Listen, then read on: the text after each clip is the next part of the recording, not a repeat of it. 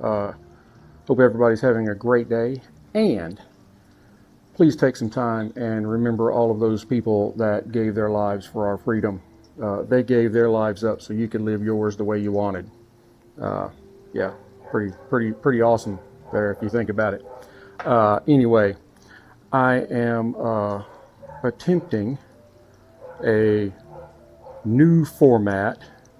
I just want to see how it works out, and of course, you know, yesterday I had, or the day before yesterday, I had some rather large technology issues, and so I'm still having to use my old service provider, OneStream. Had some other issues. You don't want to hear about all that. We're going to try and make this one shorter than normal. That's what I'm trying to do, is get a new format that has me, well, you know, I'd shaved it down from an hour to a little over a half hour, and I'm like, yeah, I still think I need to probably go lower than that. You know, you just can't keep people's attention. It is very hard. So, as a matter of fact, there I am on YouTube, so I know I'm going live. So let's go ahead and get right to it. Welcome to this edition of Sticks-n-Stonez. Today's pairing is all about balance and refinement. Less heavy sweetness, more structure, more elegance. We are matching a Virginia single barrel bourbon with a beautifully composed medium-bodied cigar that's known for harmony. So let's just dive right on into it. The spirit I am talking about is John J. Bowman single barrel. That is considered, I think they have like 5 different offerings, and that is number 2 as far as the way people tend to rank them.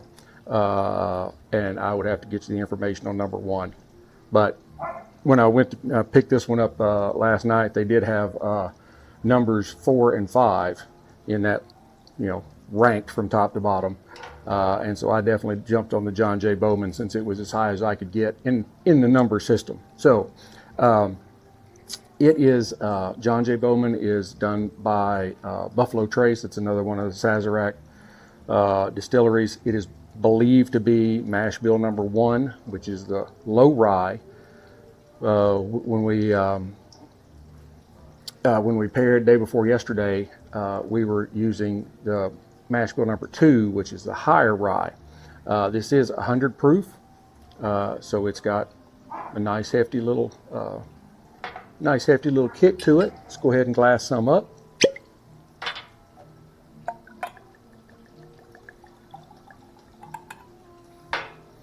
Okay, you can already smell the fruit. That is it's one thing you're going to see with this this pairing. I sampled this the other yesterday. So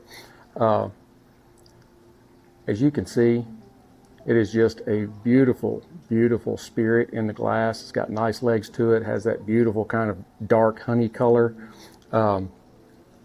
We're expecting some nice fruits and things of that nature. And then let's get into it. Yeah, I picked up some honey, some red ripe fruits like apples, a little bit of baking spice.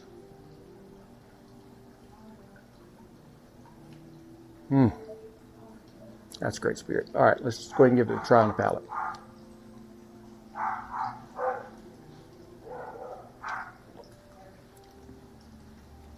The mouthfeel is really nice and viscous, not overly oily, but a very nice viscosity to it.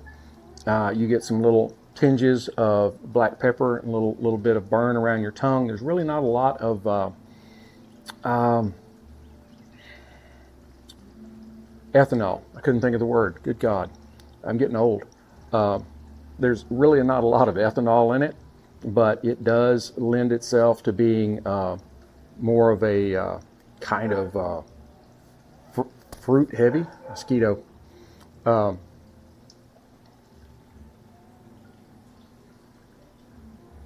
Also get some nice notes of oak on the palate.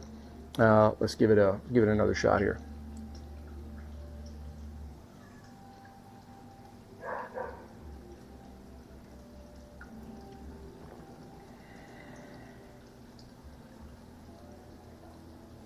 It's an awesome spirit, man. It is. It really is. I'm gonna take a little more.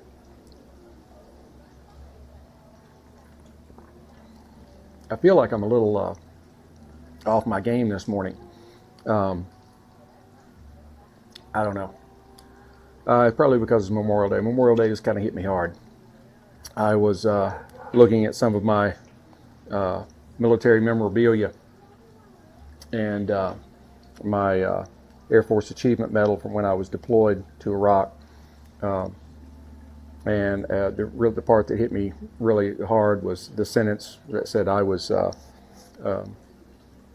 there for the dignified transfer of 92 service members. Those are the flag draped coffins. I sent out an average of one a day. Now, they didn't all come one a day. I think the worst day we had is we sent 8 in one day. So there are a lot of memories there where most people, you know, they think about the loss of service members, but it doesn't necessarily hit them. But when you're there, that's what happens. It really does hit home. You know, those are people that, like as I said in the opening, they gave their life so you could live free. Gave up their freedom for yours. All right, let's go ahead and head on over to the cigar. This is the Ashton, the Symmetry. It's a really great cigar. I've smoked several of these. It is a beautiful kind of milk chocolate kind of brown. It has a filler that is Dominican and Nicaraguan. It is a binder from Dominican Republic, and it has a beautiful Ecuadorian Habano wrapper. It is very good construction, as you would expect from, I have to put my sunglasses down so I can see really well, as you would expect from Ashton. Tight yet visible seams. This particular one does seem to have some, you know, moderate veining to it. There's a couple of that are fairly pronounced. Overall, really good, and it has a giant triple cap. So it's a medium strength cigar. This Ecuadorian Habano wrapper delivers a real creamy, slightly nutty profile with some subtle spice, setting up kind of a balanced and elegant smoke from beginning to end. Let's go ahead and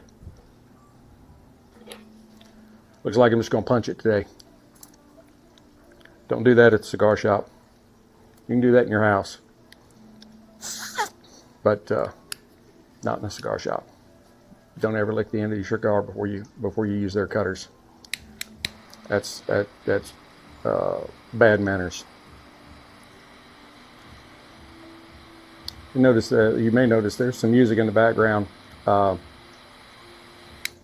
there's a little pool party happening next door.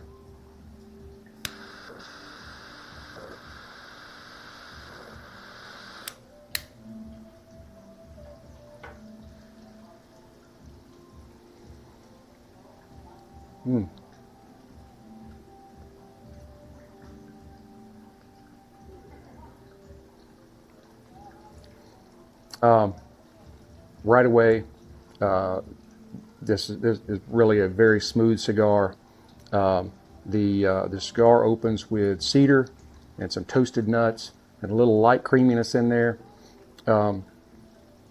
It's a very approachable cigar, so people that are fairly new into the cigar world, I always tell people, you know, start with really, really light wrappers, those Connecticut light shade wrappers like the Olive or Oliva G or O. And then you move up into something more along the lines of this. You might be able to start with this right away. I just wouldn't. I wouldn't get too froggy. You know, touch it up. I always try and keep a single torch around just for these instances. So, all right, together.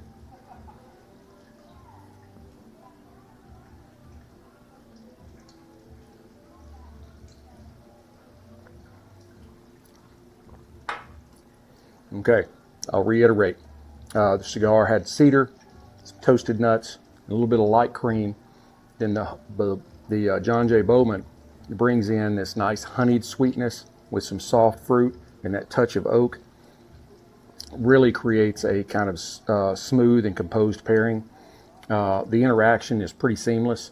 The bourbon enhances the cigar's natural creaminess without overpowering it. The 100 proof in the Bowman is just enough backbone to keep the pairing lively without it being harsh. I think you'd really, really enjoy this. It's a great setup.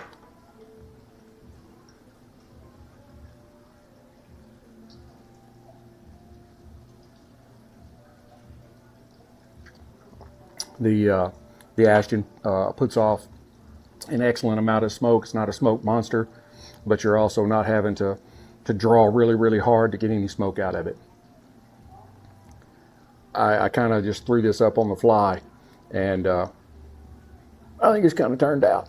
So, as I said, I'm tinkering around with a shorter version. So please drop comments and let me know what you think about the, would you rather it be longer, me give you more information as far as the back end of the pairing, or do you like the short things where like 15 minutes and out?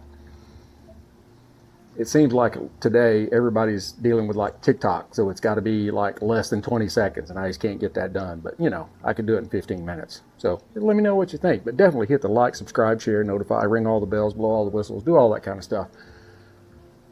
Let your friends know about me. Go to X, subscribe, $1 a month. I didn't do it with this pairing because this pairing was literally last minute. I thought about it just like an hour ago, and I'm like, I'm going to try and do that today. Might as well. Anything else going on? Anyway, let's go ahead and wrap it up. As you get on into the pairing, you will notice that the cigar will develop some nice notes of baking spice and an earthiness. Some light leather will kind of begin to emerge in there. The bourbon kind of shifts toward more of an oak presence and a kind of a slightly drier finish.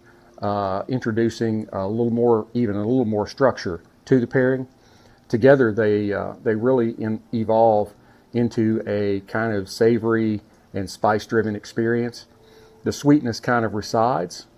Doesn't reside.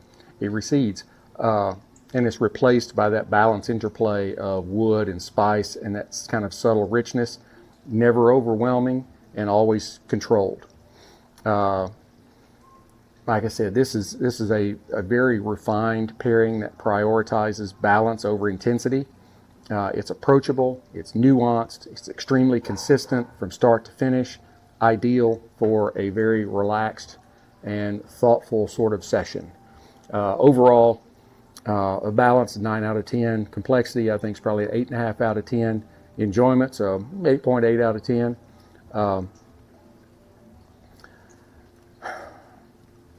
If yesterday, day before yesterday, was bold and indulgence, this is today's rest, reset, clean, elegant, dialed in, a perfect pairing that you want without fatigue.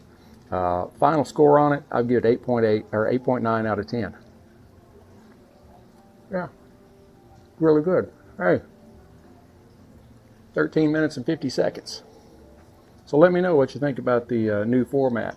If I need to make it a little longer, or if you kind of like it in and out. That's what she said. Till we get to be together again, keep your sticks dry, stones cold. Have a great day.